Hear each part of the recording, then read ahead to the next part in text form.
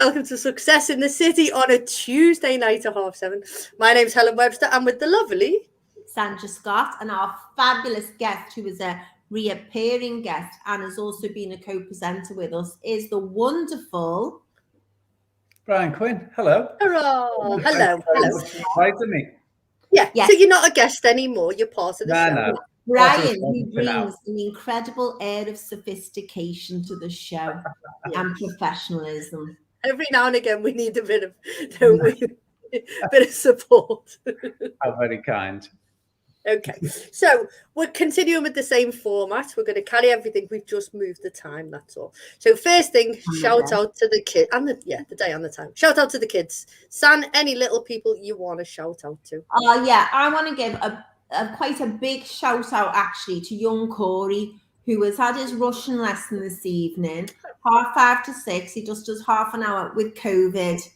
So, and because of him, his two sisters, the three of them, I teach them back to back, the three of them. Tanya does Russian with them, and then I do the French and Spanish. The three of them are isolated now at home for 8 days, so the girls can't go back to school.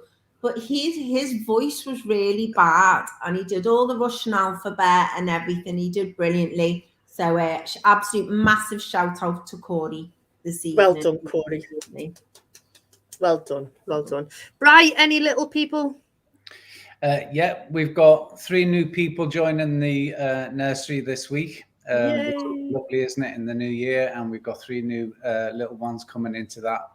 In fact, one was so present today, we could hear him through the wall refusing to go home after his taster. Oh, isn't that lovely? I had to go and see if everything was okay, but it was fingers round all sound, as we say. Hell, yeah. He just didn't want to go home. He was loving it. So yeah, we've got 3 new boys join the nursery arena this week, so that's awesome. Brilliant. Was he kicking off because he had to go home? And imagine the parents would have been nervous taking him to do a little tester session. And as a parent who has a child who's flipped in nursery or skipped in, depending where he was, there's nothing. They would have been so happy that he didn't want to come home, you know. Totally. And it's been a repeat occurrence, which, of course, as the owner of something that you're doing for the first time is just amazing. I remember the day I started school at 5. I didn't go to nursery. It was horrendous. And I hated it, and I cried and I cried and I cried. But the teacher was lovely, and I still do to this day remember the smell of her perfume. So, you know, it's one of the things and reasons why we're doing what we're doing. But it's awesome having kids coming in and not wanting to go home. Just fantastic, and seeing that change already. Yeah, it's been in a safe environment, isn't it, where it's like all safe and warm, and the people are safe and warm as well, so they just feel cool. And it is a dead cool place as well. Hang on a minute, which perfume did the teacher have on? I knew you were going to ask. Oh, I've no idea what it was called, but you know, as you know, I do know perfumes now. And now you know. I thought that was like 1965, 66. It will have been Tweed when I was starting school. So I'm guessing it was probably something like an Estee Lauder. Youth Dew? No. What's the other one? There's loads of them. It'll come to me anyway. I'm guessing. Tweed. So Jane Kane's listening, and she's typed Private Collection. Estee Lauder Private Collection would be my best guess. Yeah. Dave Verbeek and Peter Lloyd are both listening in, and they've said, "Is it Wednesday already?" No. What's going on? So everybody's freaked out now, aren't they? And Dave says it would have been Old Spice. From the teacher. No, it was a she. It was a she, Dave. No. Yeah. No, never mind. I'm going to shout out. So our not little people, they're big little people. So our young people have all been back in the office today, and it was just hysterical. So I asked them if they'd been on the nice list or the naughty list, you know, and they were like, "What?" And I was like, "Well, did Father Christmas come and see you?" And they were like, "Yeah." And I was like, "Oh, that's cool. What did he bring?" I'm 22. Yeah, I know, but they all got lovely presents and things, and they all had a boss time. And it was just lovely to have them all back in the office. And so then this morning they were all a little bit like, you know, quiet with each other because they haven't seen each other for like 2 weeks. So I went out to the toilet and come back again, and then they were just like chatting away to each other. So it was lovely. So it was just yeah, it's cool to see them all back, and they've worked that hard. So we're amazing. I'm going to shout out to them. So to Beth, Emmett, and Jack today for being boss. Great. So, yeah. Success for the week for you personally. I'm going to start with Bri. Already? Well, it's only day one. Well, I suppose that I've got through everything that I set out to do today. And I didn't come home until that was done. So that's good. I've left that all prepped and ready for tomorrow. Yeah. Amazing. I love that. What about you, Sam?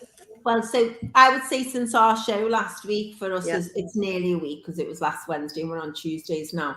But we've had quite a few. So we spent the whole of Thursday planning.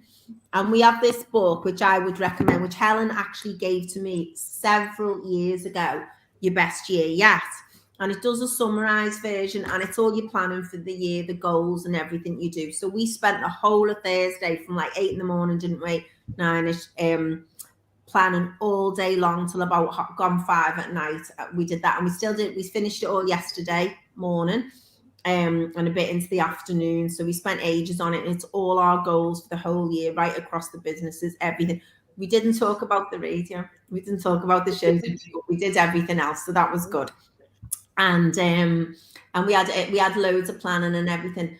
But one of my great successes, which is a miracle, and thank you, massive shout out to the you at Ben, who, when I left my phone on New Year's Eve, and they had it there the next morning. The gentleman was so kind. And I went at 11 o'clock, picked it up, met the beautiful chow dog, which was gorgeous. Oh, yeah. And he gave me my phone back. So that was very fortunate. So thank you to everyone who was involved helping in that. Brilliant. So that was good as well, yeah. Well done, you. How about you? So my success, I started Red January on. So Red January is run every day, and so I thought, right, okay. So I do Croxteth Park, Little Woods with the dog quite often, bit muddy sort of thing, bit of a walk. So I thought, I know, I'll do it as a run. So I did it as a run on Monday. Was it Monday? Yeah, the first, wasn't it? No, it wasn't. On the first was Sunday, so I did it on Saturday even. Saturday was the first. I did it then. Couldn't walk on Sunday because my legs were in bits. So I did the little 5k run with the dog on.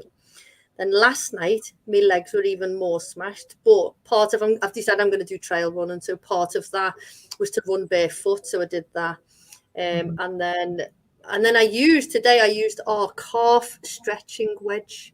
I saw the TikTok. Phenomenal. Yeah, so Beth created the TikTok today. So I said to Beth, I said, can we do a little TikTok about this? She went, yeah. So she did. So she was like, what music should they use? And I was like, I don't know. I said, just try like something with the word stretch. And it's dead funny because this rapper says something like stretch as a step onto it. So it was like hysterical. So she's just dead cool at it. She's just dead clever. She's so good at TikTok. Yeah. So so she created the little TikTok, and my calves feel amazing from using it. So brilliant. Yeah. So I think that was my success, is that I'm going to carry on with that through. And we had our lovely planning day, and if we do everything, when we do everything that we've agreed, smashing life, aren't we? I know. And I had the same sort of a similar meeting. Ronan and I did it today for brilliant. Him in the translation stuff and everything. So I was really pleased about that as well. So Peter Lloyd saying he's been reading the E-Myth, revisited by it's his annual read. So Dave will approve, and I've read the E-Myth as well. It's a great book. So we're going to play this or that.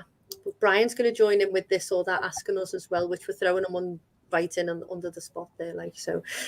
So who's going first? Would you like me to go first? If you want to go first. Okay. Helen. Crystal ball or palm reading to be the recipient of? I was going to say I'm not very good at either. I think I'd like to get my palm read. I've had my palm read. Have you? I've always wanted to go into, like, when you go in Blackpool and you get that, like, then the curtain closes and you have a gift that, palm reading probably for me, because I think that's a bit more that you can see what's going on in your hand. Okay. Yeah. What about you, Brian? I think I'd definitely go for palm reading, I think. No offense to any crystal ball readers. But Ofsted often make reference to not crystal ball reading, so kind of like just not a nice vibe, really. Palm reading, defo, I can go for that. Yeah. What about you, San? Well, I've had my palm read a few times years ago, but I've never had anyone read a crystal ball. Although red face moment, I know it's not the time, but this is what happened to me with the crystal ball. Jumping ahead of the agenda, Sam. Yeah. Guess what happened? I'm gonna put a tick next to that. You've got a red face moment, so I remember to ask you about it. Okay. Well, do you want me to tell you the crystal ball one now or later? No, when it's red face, it's not red face yet. Okay, We're doing this I will one. tell you red face later about the crystal ball. Go on then. Hysterical. Okay. Who knows what's going to come out, Brian? We're just like preparing ourselves. Oh, it was so embarrassing, I can't tell you. Can't wait. So binge watching or watching it every week? Brian. Binge watching all day long. Got no patience. Can't wait. Yeah. What about you, San? And if you're watching Emmerdale currently, you'll know what I mean, because I can't wait for someone to get that meaner one. So I don't know what you're referring to, but there we go. Well, of course you wouldn't, because you've got a life. So sometimes I will watch things like, say it's a half-hour show, I'll watch like 4 or something like that, but I don't watch much anyway, do I? Schitt's Creek I quite liked. I watched them 4 in a row. That was hilarious. And Emily in Paris I watched, and the new season's out now. So there's a few of them, and that Firefly, whatever it's called, Road or something, the one Di Cannon recommended, I watched that as well. Okay. But like you know, and this is quite harrowing, you know, the drama that's been on Anne the last 2 nights. A lot of people watched it back to back in one hit. There is no way I could have done it. But then I lost sleep each night, and I thought if I'd have watched them all together, I mightn't have. I was trying to work out that might have been the best thing to do, but it's too harrowing. So I'm glad they've done it an hour each night. So I'm going to watch that later as well. Yeah, I'm the same.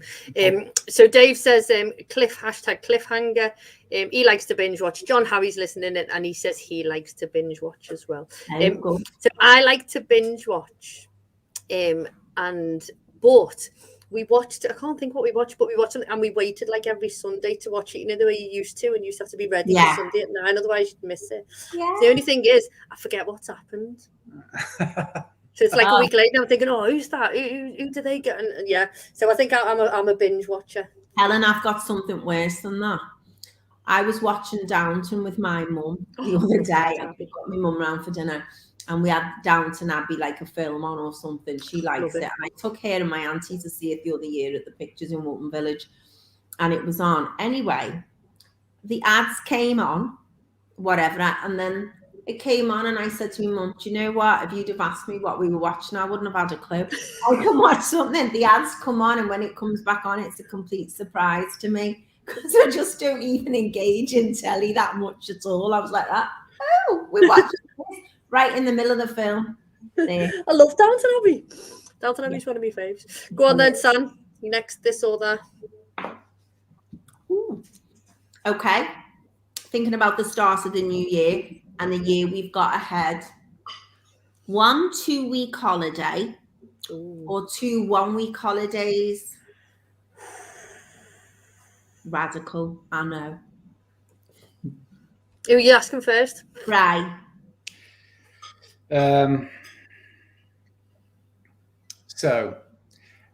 Well, those of you who know me very well, it's just a 2-week beach holiday, end of.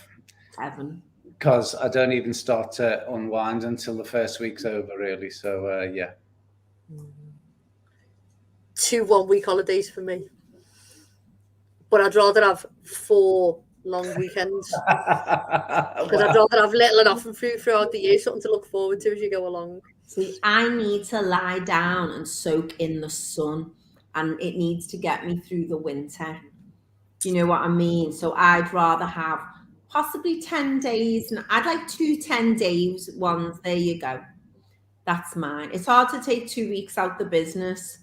I think when you're in business, I just think 2 weeks is like a long time, isn't it? Of like, so I'm not a massive sunny person, you see. So I think lying in the sun for 2 weeks is like Yeah, just falls off. Heaven So on like earth. once I've done it for 3 days, I'm like, I want to move on to something else then and do. So that's why I quite like the longer weekends, I think. And by the end of it, you've stopped wearing shoes and everything. It's just great. I no longer wear shoes. So Yeah. Dave says, "Oh, that's a good one. A 2-week holiday for me feels like a proper holiday." Yeah. I know lots of people have like a 2-week, and a bit like Bryce says, it takes you the whole week, the second week to then chill. Is it me or is it you, Bri? I think it's my turn, isn't it? Well, Trains or boats, Helen? Trains. Trains, yeah. I'm just dead seasick. Yeah, rubbish. Can't even go on a rowboat. Trains. Or the swans. I've seen you from my very balcony. Oh, I can paddle myself. I'm in control, and I can paddle myself, but I can't like go on a boat. Control free. Sandra, that relates to another conversation.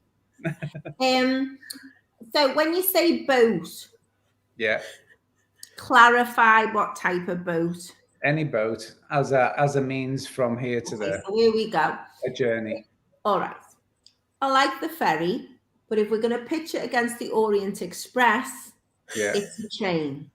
Okay. If we're talking Merseyrail against Holland America Line 5-star cruise, it's the 5-star cruise. Sorry about the carbon footprint, but that's it. So it depends. It's got to be like for like. If it's the ferry or Merseyrail, the ferry wins hands down. I love the ferry. And when I used to live over the water, the commuter ferry from Wallasey, you get a coffee thrown in as well. And it's just brilliant. And it's cheaper than the bus. You get the fresh air. I used to love coming in to Liverpool on the ferry. Train, it's got to be a very nice train to win over a boat. Okay. And much prefer a boat, I suppose. Cool. I could do the same, I suppose, but I love train journeys to places. I always find it really exciting. I love sitting by the window and just looking out because you get to see parts of the country that you don't, because train lines tend to be in nowhere places, don't they? So yes. I love that. I like to do the Trans-Siberian Express, and they bring you tea in a samovar and everything, don't they? And I'd love to do that. So I was a major fan of Kraftwerk, one of my all-time favorite groups ever, who did the song Trans-Europe Express. So that's still on my bucket list. I did book it actually once and then cancelled it. Long story. I know I have major regrets about it. But yes, still on my list of things to do to go on the Trans-Europe Express. Lovely. Cool. And maybe like in the song Meet Iggy Pop, who knows? We'll arrange that for you, Brian, next year. Hopefully he's still with us. Yeah.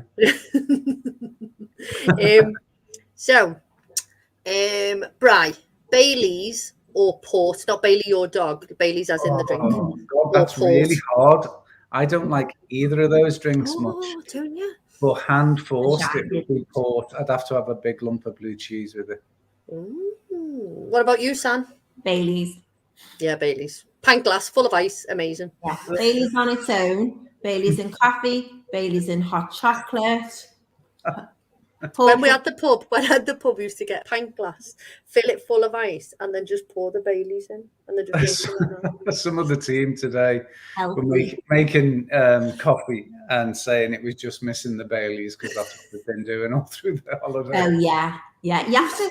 Normally, I've not been bad this year, but like years ago, you'd have to wean yourself off. You couldn't just go cold turkey for dry January. You have to sort of say, well, I'll just cut down bit by bit. And then, Go on, son.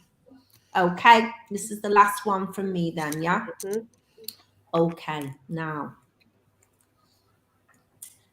A surprise party organised by your partner. They've done everything, you know nothing about it. They've organised the food, invited the guests for your birthday, or one you've organised and planned yourself. Who you're asking? Go on, Hel, you go first.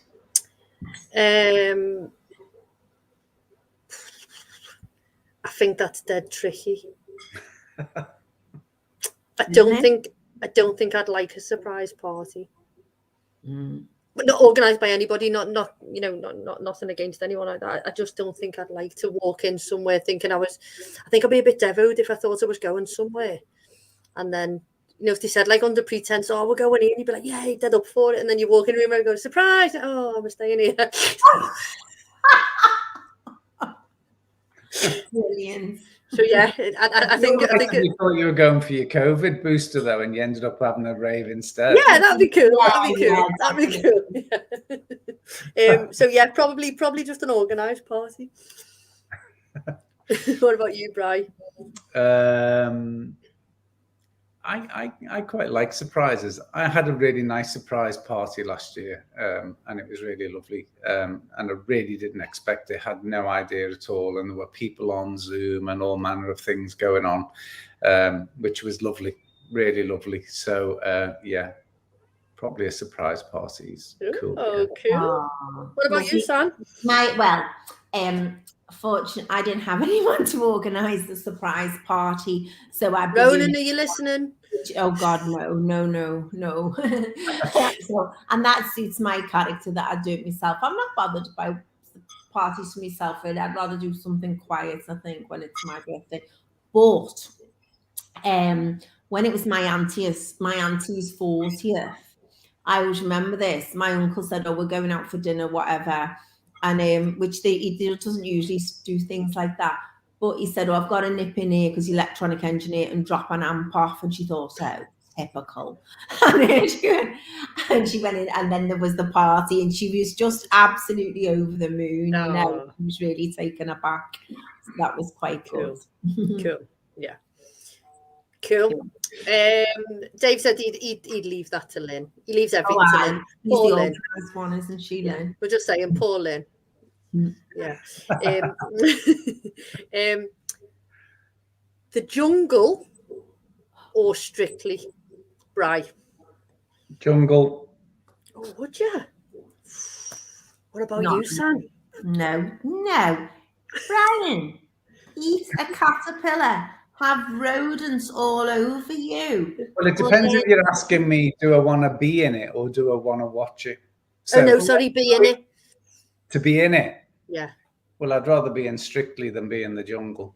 Oh, but I find the jungle more entertaining to watch than I do Strictly. I do not want to eat a witchetty grub. No. Definitely Strictly for me. 100% Strictly for me, and I am going to be on it, and I am going to dance with Anton Dubek. Okay. Before I die, just you lose about 2 stone, don't you? Oh no, yeah, and you become like, I mean, dancing is like you've got to be. They're like extreme athletes. People don't understand how like strong and powerful and everything that a dancer is. Dave says Strictly, and he also says it gives him meaning and purpose in life. Poor Lynn. Just saying, that poor woman. Go on, Brian, have you done your 3? No, I've got one. Okay. I don't know whether we're allowed to talk about brands and products, but anyway, I'm going to do it anyway. iPhone or Samsung? iPhone. Well, that was easy, wasn't it? Yeah. I've never used a Samsung. So I had, the flippy Samsung that was like a little clam, and it looked like something out of space, Star Trek. Yeah.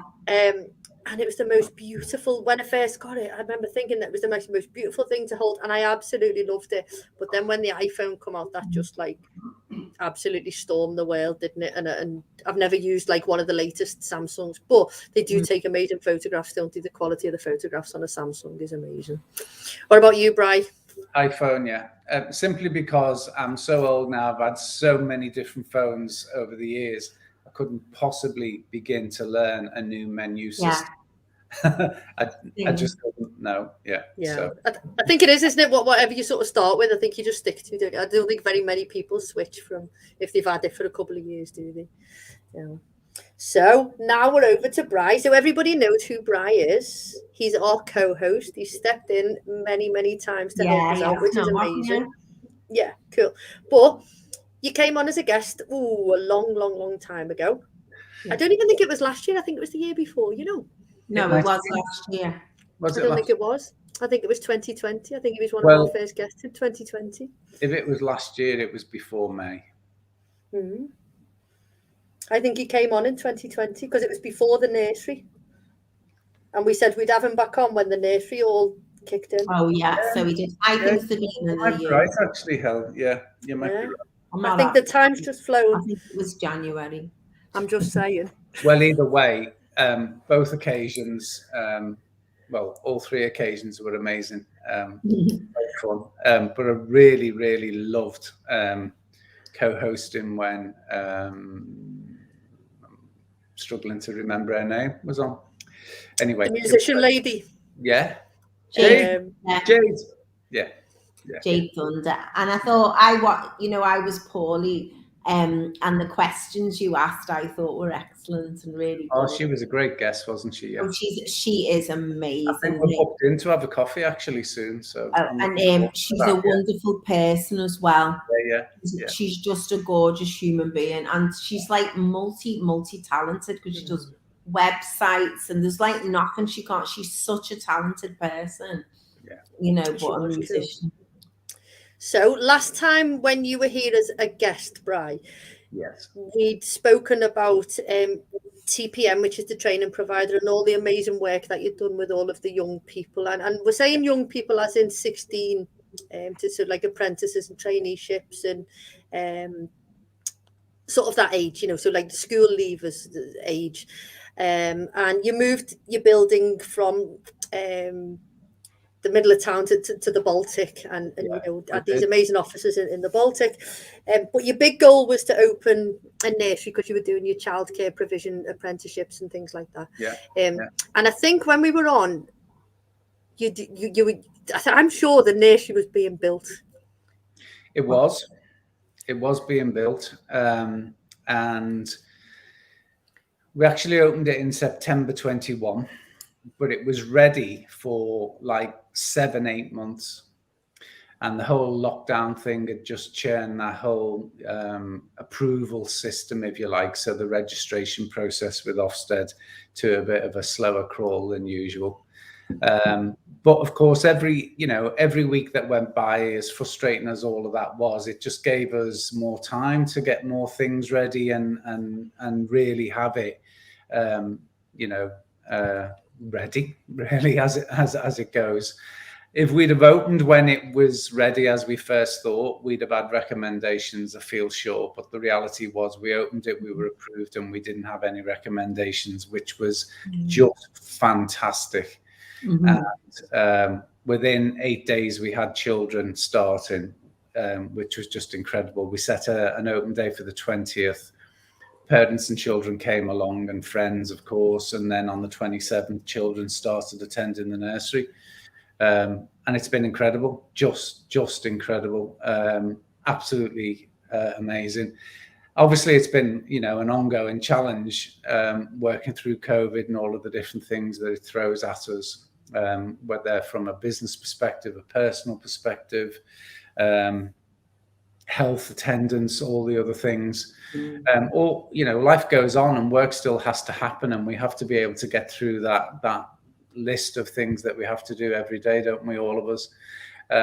And once the nursery was open, I was able to escape a 5 minutes solace and just say hi to the kids, and just seeing smiles on faces, not on day one, but by day 10 they know you and stuff like that. Yeah.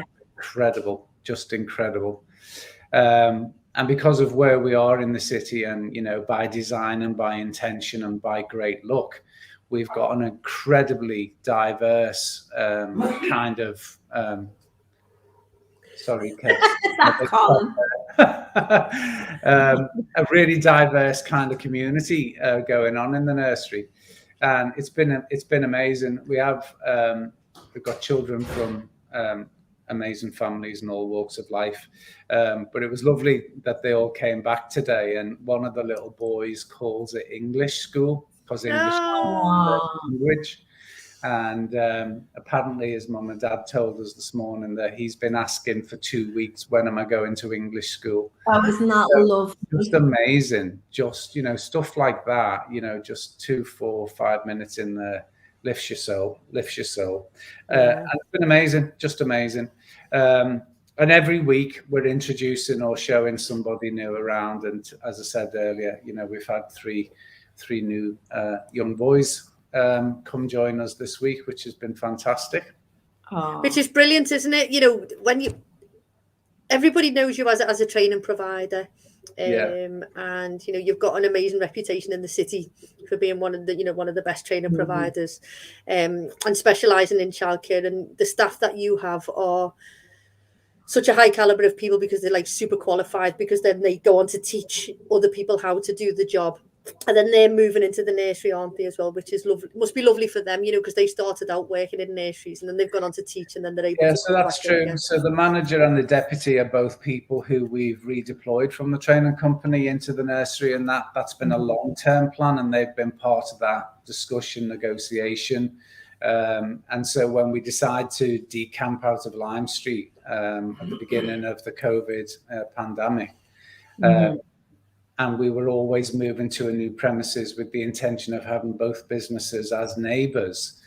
So they've been part of that journey, and to see that come together, and to see them to kind of support people to take over their roles in TPM, and then actually be there on day one and go, well, there you go, there you are, do it now.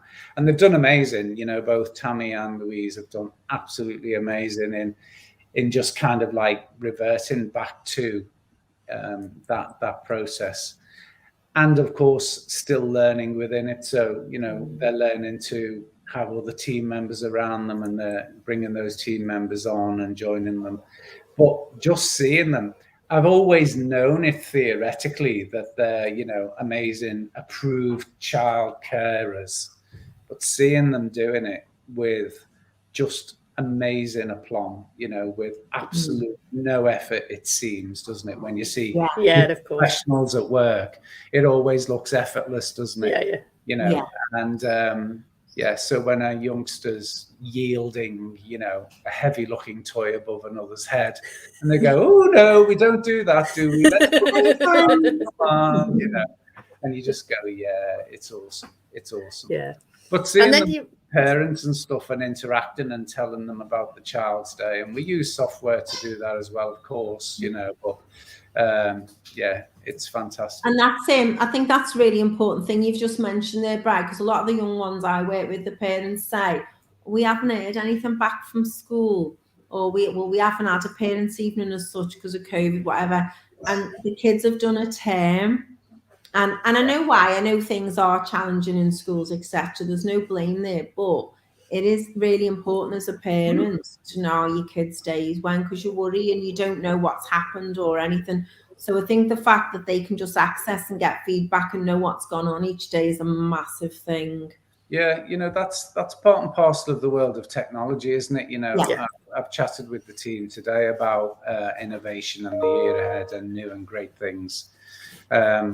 And I think, we've always been an organization that wanted to embrace technology, and hopefully have done that in the right way. Not everybody wants to engage with tech, but, in terms of how it's going and feedback and being engaged, so our apprentices' employers can be as engaged as they want in the progression that apprentices are making. With a different piece of software, and so we've gone into the nursery with exactly the same kind of thing. Sorry about the beeping, because the dog's now eating his favourite Christmas toy. That's all right. This is live. Working with animals and things like that. My dog's actually quite quiet under the desk. Technology plays a really important part in keeping that information going, doesn't it? And so that's good. But great experience. Definitely, it's. I know, because we've got apprentices from you, or from TPM. We've got apprentices, and today, one of your guys come over and I was trying to fill a form in and stuff, and he said we can Zoom it, and he said, oh, I can do it on the phone. I said, oh, come over, and he came over to the office, and like 3 seconds later, and it was done. And then it was really funny because I'd sat there and he said, oh, I'll go back to the office and I'll sign something, and he went to the office and he signed something. Then it popped up on my screen and I signed something, and then Emmett said to me, oh, it's come up on my screen now, and I said, oh, you sign it as well. And within 35 seconds, the three of us had all signed what we needed to sign to, you know, and Brilliant. It's just like, you know, so technology is amazing, and the stuff that you can do. And as you say, it's really good for the learners as well. So especially for he can go on and he can see what he needs to do at what stage. And if he's a little bit unsure, he just goes back on again. He hasn't got a sort of say to anybody. So they're taking ownership, aren't they, of their own work. And the platform it's a great platform for them. So he was having a little look today, because every now and again he goes, well, what else do I need to do? And I was like, oh, just have a little look at, press that. And then he goes, oh, I need to do that and that. And I think for them, it's reassurance for them as well, isn't it? You know, that they can do all this stuff. It's kind of it's a backup, I see. You know, it's got to support, you know, what we do as humans. It's not a replacement. It never will be, not in my opinion.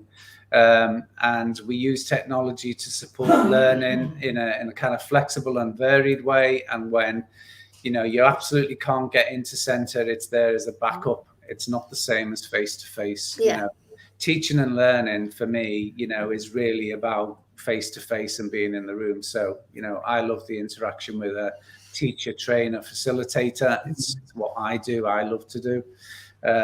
So we don't try and have it replace that, because it can't.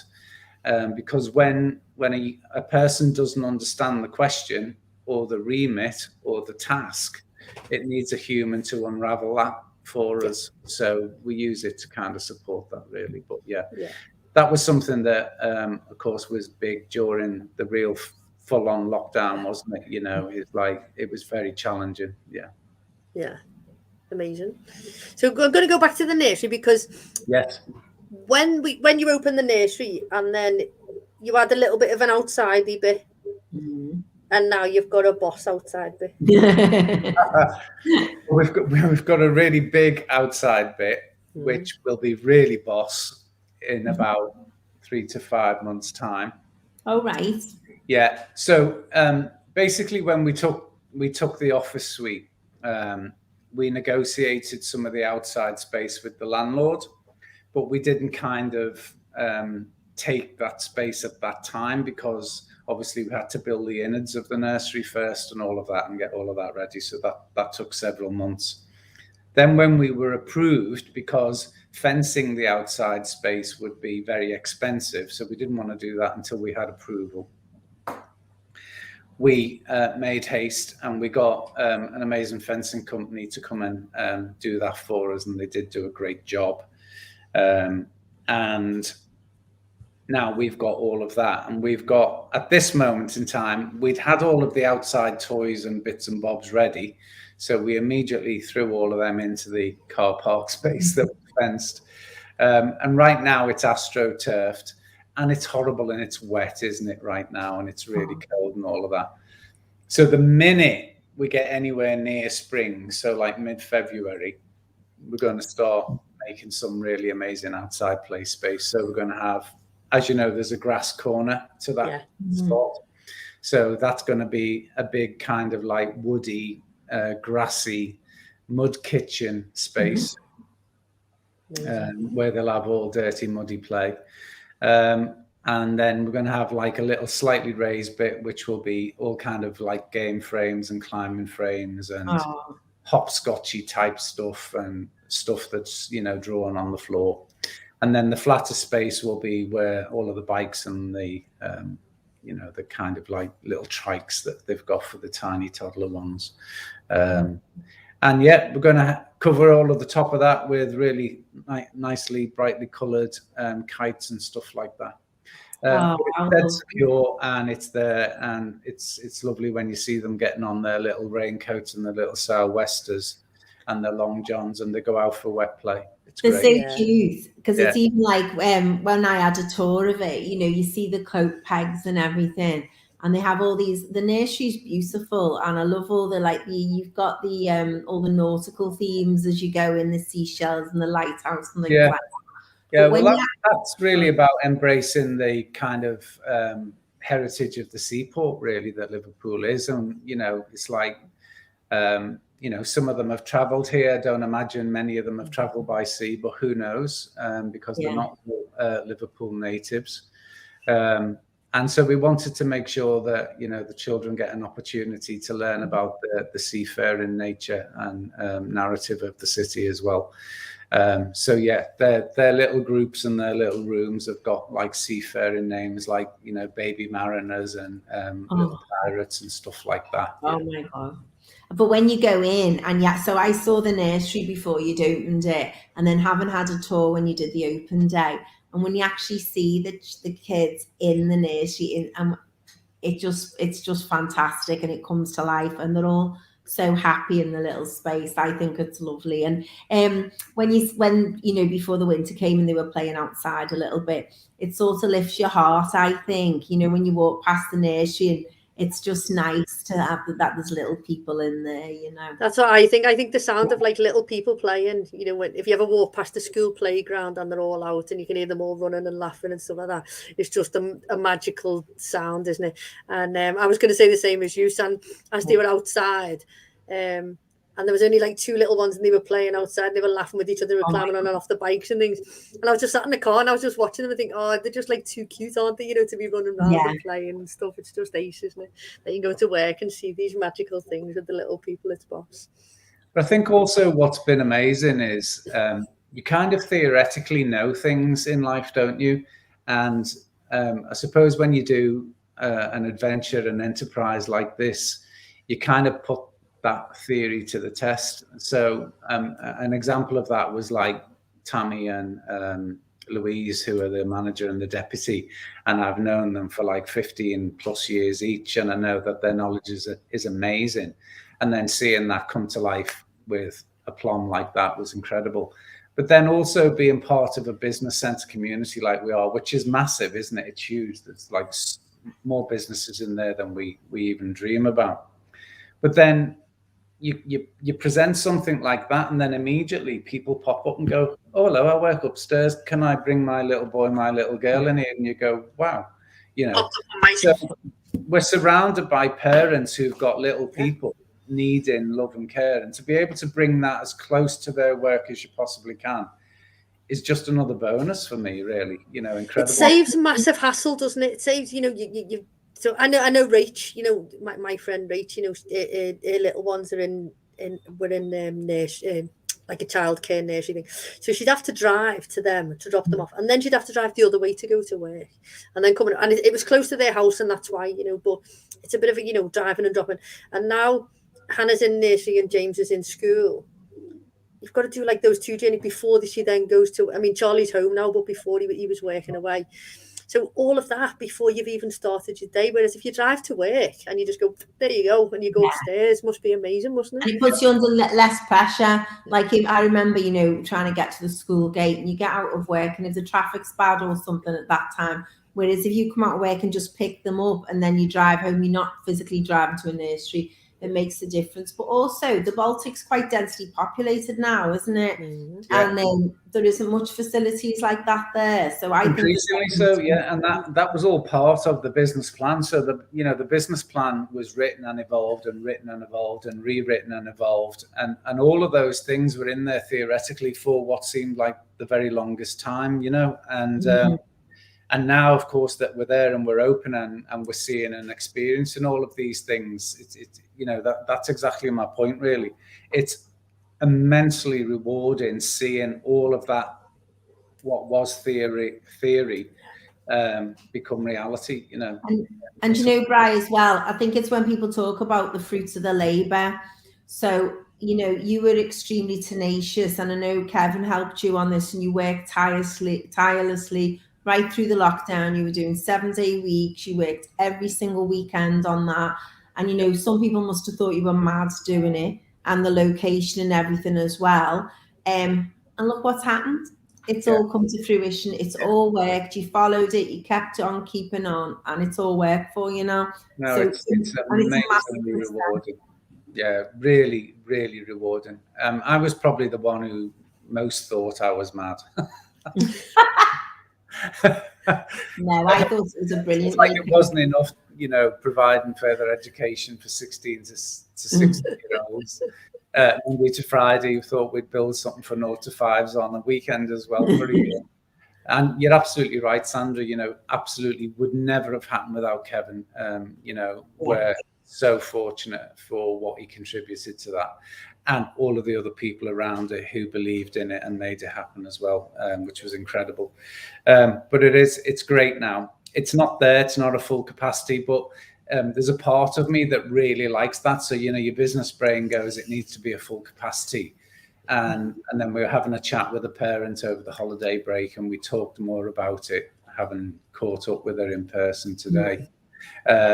And she's got like real kind of work rota scheduling challenges. And the fact that we're not at capacity yet means that we can flex with her right now. We might not always be able to do that forever, but we can right now, and that's great. So doing stuff, there's something. I always thought it would be about the reward of the children. My philosophy for it is live, love, learn, because they were all things that I struggled with at some point in my life. And I thought, if we can make those things right between 0 and 5, chances are they'll be great for the rest of their life. That's right. But that's the whole idea of it. But there's something that I never anticipated, which is about what it means to the parents. Yeah. And although I built that in theoretically into the business planning, it's been amazing seeing parents go, wow, she painted that. He made that. She didn't cry. What do you mean? And it's just lovely. So no, it's just win-win. Yes, we need more. So if anyone's listening and wants to know, there's spaces. Yes. And we're really well networked. We're all set up with the local authority. We've got the funding for 2s and 3s where that matters, and parents will know what that means. But yeah, it's all going in the right direction. And of course, I think it's really important, as a former teacher, to get children in. A lot of people don't realise the impact of support in early years, and it's very important to have children socialising and doing normal play. And you always say this, Helen, don't you? Play is part of the developmental process. 100%. So, we do, a lot of parents, they're working hard and they might think, oh, well, I'll reward my child and get them an iPad, things like that. Well, actually, buckets and sand are equally important, and so I know people say, oh, they didn't do anything, they just played with sand. That's all part of the developmental process. And emotionally, Sandra, for me, that's my big one, going to school at 5 years old and going, oh my God, what are they doing to me? Emotionally, that was a real wrench. And I reckon I probably struggled with lots of things in my life as a result of that, It wasn't like I wasn't doing great things. I spent like 2 years of my life in North Wales with my nan and granddad. Amazing youth. But I wasn't actually mixing in that kind of way with other children and stuff like that. Oh, it's so important. You've got to have your mates, haven't you? Little people need their mates. They need little ones to be able to jab it away to. Yeah. And they can't understand what each other. Well, they can understand. No one else can understand what they're saying to each other when you see two little toddlers. But they get on with it and they play and they, they share and they learn so many skills from just playing and being together. Well, John Drysdale's listening in. Sorry, and he says, "Fabulous guest. We love the Brian. You are the Brian." So there you go. Kind, thank you. Brilliant. That's a really good point, actually. That one of the things that we've been able to do is. Not all of the children that we're caring for right now are full-time. And that's great because that means they're doing other things some of the week. But one of the things we've been able to do is for those who are not full-time is to say to their parents, let them come in on such a morning and let them come in on such an afternoon. And why don't you have a freebie day on this day? Because they can be friends for play with other children who would otherwise be on their own or just a twosome.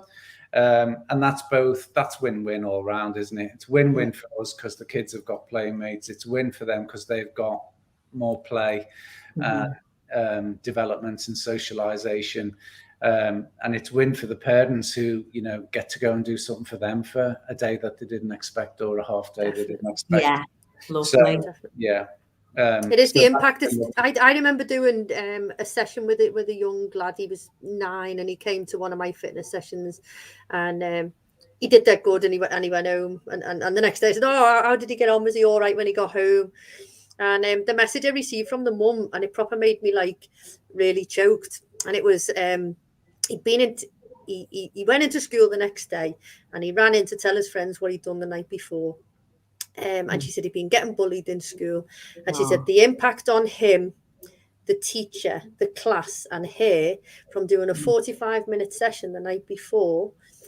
And I was like, wow, you just don't think of that. Yeah. And it's not just about, you were saying, Brian, you're focused on the little people.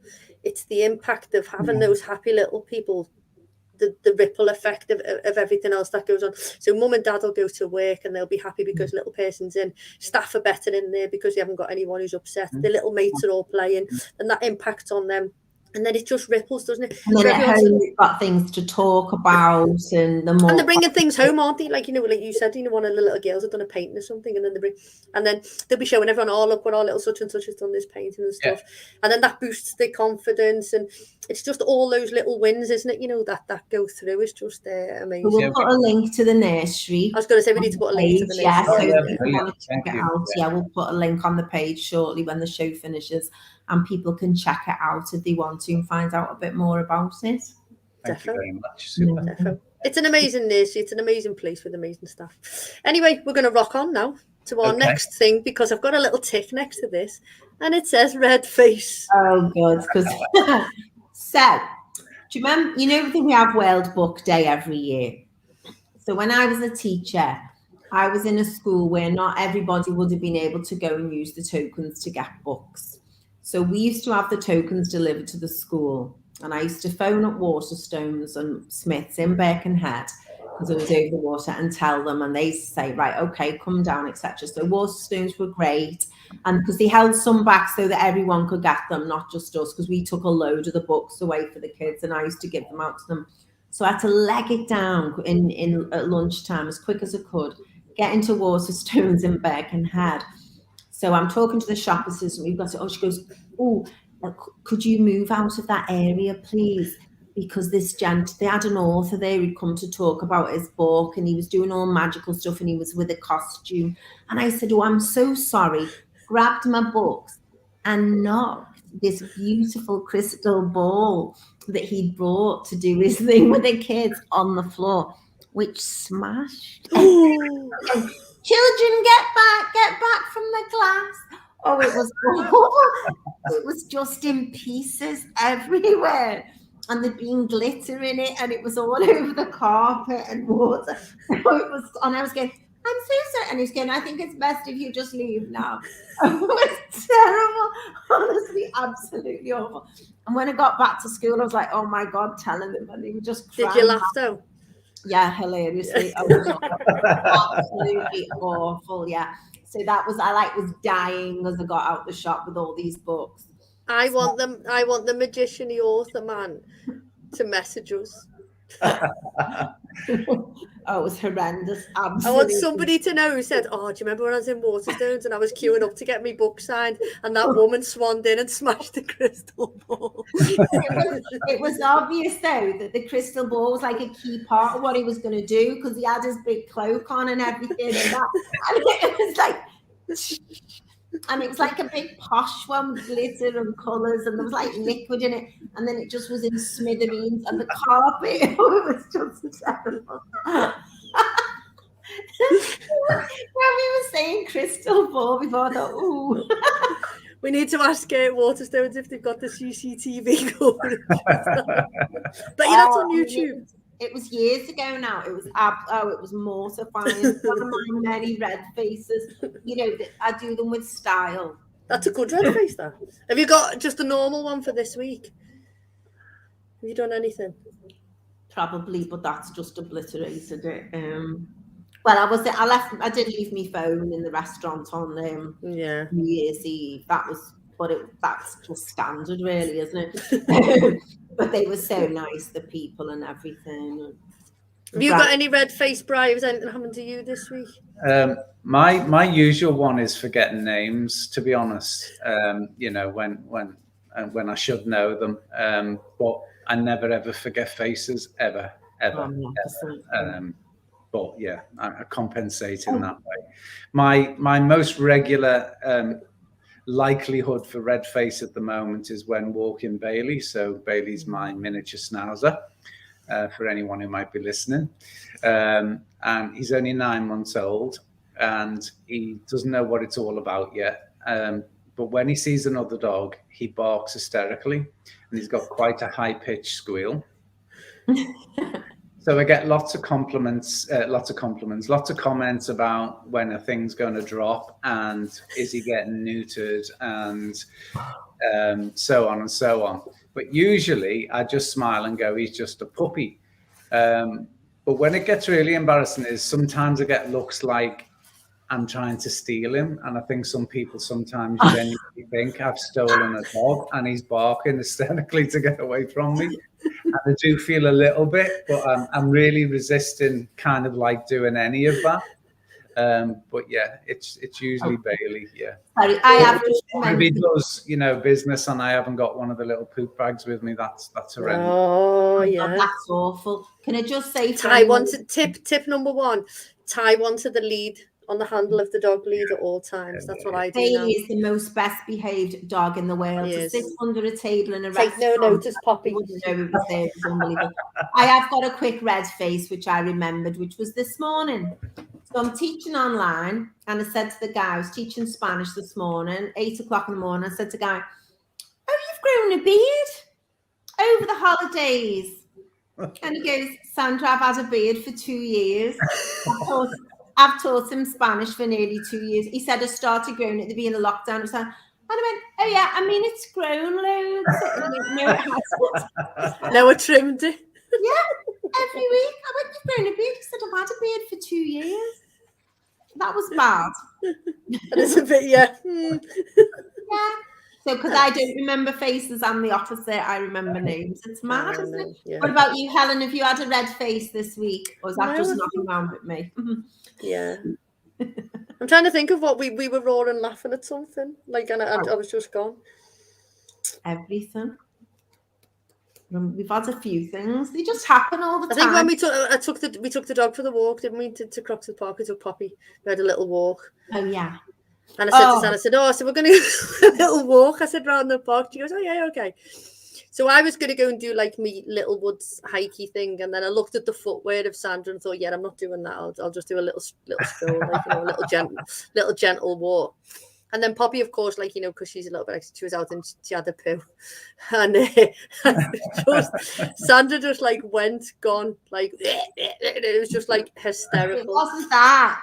The gust of wind, unfortunately, went across Poppy's business at the inappropriate moment and up my nostrils, and my eyes were watering, and it was terrible. I was really it was just the reaction. The reaction was amazing. I was trying to be discreet, and you couldn't. Didn't work. I was laughing. Right, I'm going to use my phone, okay, because I'm going to do a skill share with you. Oh. And I'm going to hold me. Oh wait, I'll take it out the charge. Right, I'm going to put my phone there. Can you see it? Yeah. Yeah. Right, okay. So we're not on the radio anymore. We're just like on thingy. So no, I don't need to have to worry about that. No. So I'm going to put Siri on. Right. Siri Lumos.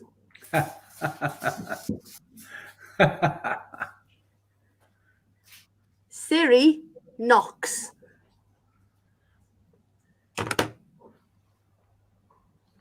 Amazing.